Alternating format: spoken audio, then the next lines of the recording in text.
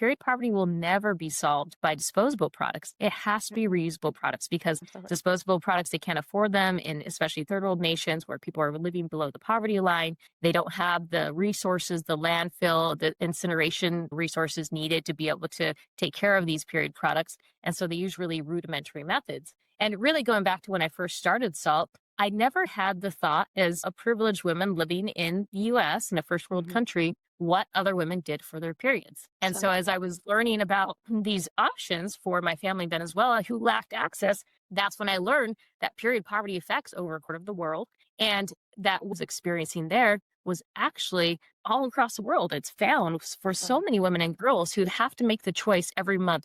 Do I go to school or do I Right. go to work? Or do I stay home because my period? And so it really affects their economic and their educational progress every day because they have to make that choice. And Mhm. when they're in that decision mode, what do they start doing? They start getting really resourceful because at Mhm. first they don't want to miss school. And so they start using things like banana leaf or bits of mattress pad or paper that they tear from school books, or Mhm. even exchanging sexual favors happens a lot Mhm. in Africa with Mhm. professors in exchange for a single pad. So the kinds of sacrifices that they're making to be able to obtain these disposable pads and tampons is Absolutely. just heartbreaking.